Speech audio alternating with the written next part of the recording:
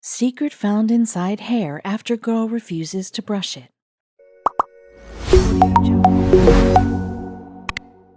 Her cheeks were burning with embarrassment. She didn't know how to deal with it. This had never happened to her before, and the boy was making things worse. The nurse called for help as everyone gathered around her, their eyes glued to her hair. The principal rushed to phone her dad. She watched the chaos unfold before her eyes and wondered if things were really as bad as they were making it seem. Hannah Combs was just an ordinary teen, enjoying life in Harker Heights, Texas, a town where everyone knew each other. She was 15 and looking forward to starting school after the summer vacation. Other kids had cautioned her that high school could be tough and that her school, in particular, had a culture of bullying freshmen. But Hannah wasn't worried. She was a people's person. Surely everyone would love her. All summer long, Hannah had been dreaming about her first romantic encounter with a boy. She couldn't wait for that magical first kiss, but she knew how teen boys could be. They could think she was too plain or nerdy, or find something to poke fun at. Just a week ago, one of her friends had related how a girl at her school had been mercilessly teased for having lice. However, Hannah thought she could handle anything. She wanted to do something to get the guy's attention. She thought her hair was her best feature. Indeed, it was the only thing she liked about herself, if she was honest. After binging on old Marilyn Monroe movies during the summer, Hannah decided to get blonde highlights. The hairstylist seemed to agree that it was a great idea. She even gave Hannah some tips on keeping her locks healthy and advice for dealing with the super lice outbreak. In the weeks before school would begin, Hannah kept admiring her hair in the mirror, and she felt awesome. Even her best friend Betsy said she looked amazing. The boys wouldn't know what hit them. She spent the whole week getting her outfits ready, checking which clothes would best set off her new hair color. Nothing was going to spoil the first day of her freshman year. 2 weeks went by without a hitch, but also without any attention from the guys. There was just no excitement to write home about. Hannah and Betsy walked up and down the corridors during break time, scoping out any hopefuls. It was probably too early to expect something to happen, she thought. The two girls were standing and chatting outside the school one day when suddenly some rat-faced boy came up behind them and completely messed up Hannah's hair. "Ew, gross," he shouted and laughed out loud. "Bet you think you look great now, loser." What had that been all about? Who would do something like that? Why had the guy been so mean? Hannah tried to hold back the tears, but soon it just hurt too much. By then, everyone around them was beginning to stare and point at Hannah. Was her hair that bad? She made such an effort to make it beautiful, and now this. She asked Betsy to have a look. "You'll have to go to the school nurse now." Hannah thought her scalp was beginning to feel strange, so she agreed to see the nurse. On the way there, Betsy kept telling her not to touch her hair. Why was this happening? As Hannah entered the nurse's office, she was taken aback by the nurse's reaction. "Come here, darling, just sit down. Everything's going to be fine. We'll sort it out." Now Hannah was beginning to get scared. The nurse shouted at Betsy to fetch the principal. When he arrived, he immediately knew he'd have to phone Hannah's parents. He'd never seen such a sight before. When Hannah's dad, Christian, arrived, he was furious. He saw his daughter sitting there with tears streaming down her face and looked at everyone in the room, absolutely incredulous. He was an ex-soldier, and he wasn't going to stand for this. The more he looked at Hannah, the more his blood began to boil. Whoever did this was going to pay. Christian demanded to know what was going on, but Hannah couldn't even stop crying long enough to speak. She wasn't just sad about her head, but also disappointed that she had been so boy crazy and even gone so far as to change her hairstyle.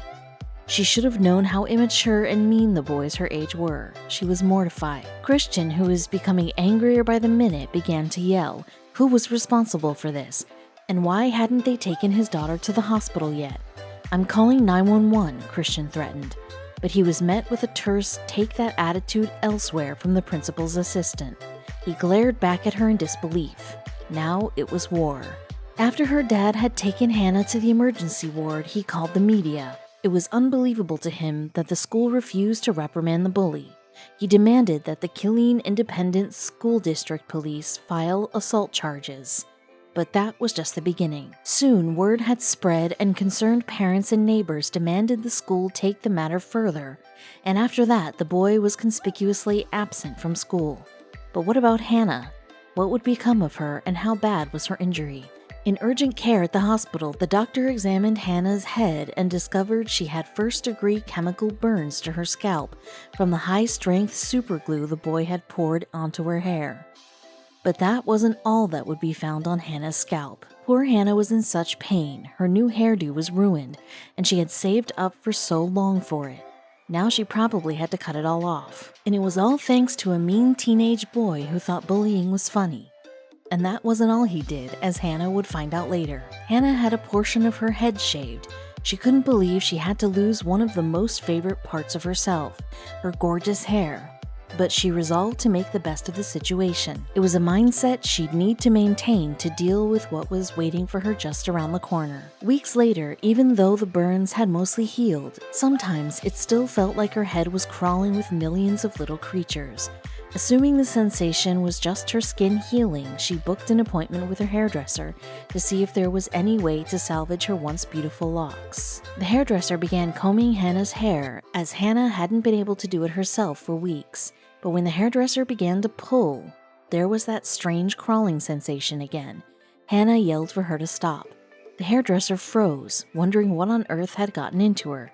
She looked closer. "Okay, let's take a look here," the hairdresser said soothingly.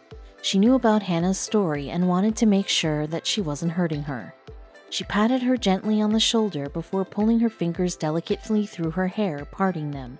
She took a closer look, then she screeched. "Oh my gosh," the hairdresser cried. Hannah's scalp was crawling. When Hannah learned what she'd found, she was so embarrassed. Even worse, her mortifying moment was all caught on the hairdresser's CCTV camera. She wouldn't share it with anyone, would she? Hannah was mortified. "Nobody can know about this," she pleaded with the hairdresser as tears began to form. The hairdresser found lice in Hannah's hair. The boy had not only poured an entire tube of superglue on her head, yet also leaned in close enough to transfer the lice on purpose. It had taken the nits a few weeks to hatch, and that explained the crawling sensation that Hannah had been feeling. The hairdresser would have to treat Hannah's scalp with a powerful insecticide to get rid of the lice. But things got even worse from there. To make matters worse, she had been infested with super lice, a mutated and chemical-resistant version of common lice that can't be killed by over-the-counter drugs like Rid. And then, Hannah got some more bad news. Due to the chemical burns Hannah had sustained, the hairdresser wouldn't be able to treat the infestation with the medicated shampoo until her scalp had fully healed. She didn't want to risk irritating the skin even more, so Hannah would just have to live with the lice for now.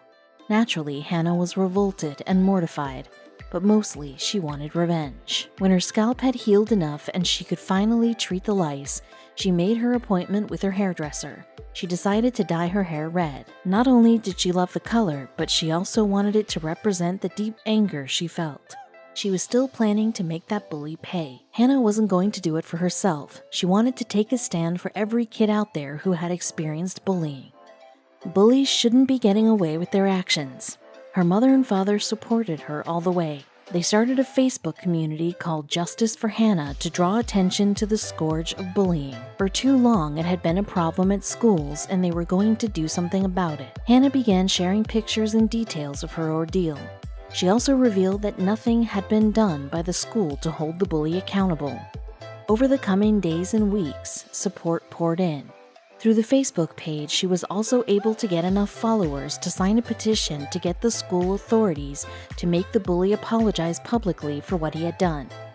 It also called for his suspension and compensation for Hannah's hospital bills. "I want to make a difference. I would like people to stand up for themselves. No one deserves to be bullied. It's not fair for anyone," Hannah said. "I'm just a normal kid with strong beliefs. When it comes to bullying, I stand up for people a lot because of it. But it's worth it." While that horrible boy had ruined the hair that she had loved so much and had purposefully given her lice, Hannah was determined not to let it affect her confidence. He simply wasn't going to win, she told herself. "Bullying is wrong," Hannah wrote on the Justice for Hannah Facebook page. "Sometimes it's the bully that really needs the help."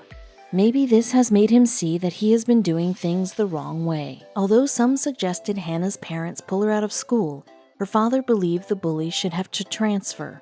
"I'm not going to pull my daughter out and uproot her from her life because of what this kid did to her," Christian said. "That child that did this to her, uproot his life. He gave up the opportunity to go to Harker Heights when he committed the act."